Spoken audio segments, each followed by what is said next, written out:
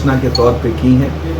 पहली बात कि जो शिक्षा का अभियान हम लोगों के सामने जनसुराज पार्टी के माध्यम से रखा गया, उसको हम पूरी तरह रिजेक्ट करते हैं। और पार्टी ने जिस तरीके से पहले शिक्षा और रोज़गार पे प्रपोजल की बात की थी, उस पर हम लोगों ने कई राउंड बैठने के बाद ये देखा कि ये बिल्कुल रीपैकिंग जैसा है। आर्टिकल 21A में शिक्षा पूरी तरह पहले से ही मुफ्त है और छात्रों का अधिकार है और पेरेंट्स की जिम्मेदारी है। 10वीं में उससे पहले पढ़ाई के बीच में जो हमारी नीतीश कुमार जी की सरकार है, वो कपड़ा भी दे रही है, खिचड़ी भी दे रही है और साइकिल भी दे रही है। ऐसी कोई भी चीज़ नहीं है जो 2-2 किलोमीटर पर स्कूल में व्यवस्थित ना हो पूरे बिहार में, चाहे वो कोई बिहार का एरिया हो। वहाँ पे अगर मुस्लिम आबादी है तो वहाँ स्कूलों के अंदर में मुस्लिम टीचर्स बहाल किए गए हैं। ऐसी कोई भी चीज़ व्यवस्थित नहीं है जो नई लगी मुझे इस प्रपोजल में। और इस जनता के जो अभियान को पार्टी का रूप दिया गया, उसमें जो सबसे बड़ी मुझे लैकिंग लगी, वो फर्स्ट वोटर जो 18 साल की उम्र का है, 17 से 18 साल की उम्र का जो बच्चा है, जो पहला वोटर बनेगा वो 18 साल की उम्र में, वो इस पूरे अभियान और पूरे प्रपोजल में उससे बाहर रखा गया। मतलब किसी भी छात्र के लिए वहाँ पर कोई ऐसी चीज़ नहीं है कि वो टेक्निकल, पैरामेडिकल और मैनेजमेंट की शिक्षा में कैसे पार्टिसिपेट करेगा।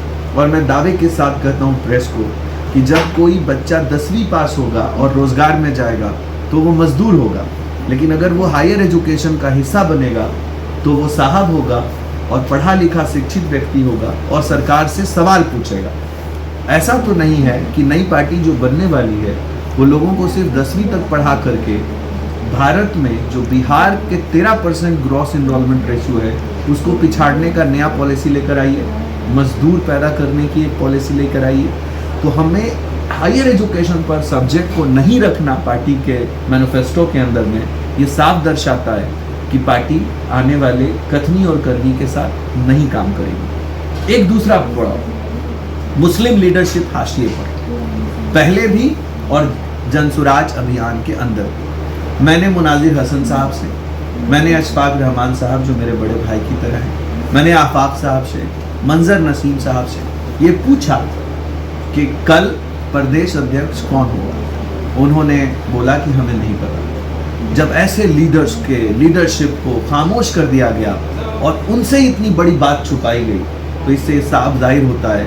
मैं उन सभी लीडर से इस मीडिया के माध्यम से सवाल पूछता हूँ कि जिसका कोई MP नहीं, जिसका कोई MLA नहीं, जिसकी कोई वसाद नहीं, जिसका कोई लोकसभा नहीं, कोई राज्यसभा नहीं, उससे तुम पूछने से भी डर रहे हो और वो बताने से भी इनकार कर रहा है, तो कल जब इसकी सरकार बनेगी तो आप अपने आवाम की आवाज़ कैसे बनोगे? सवाल ये है कि हर कोई अपनी राजनीति को बचाने के लिए सवाल से भी डर रहा है।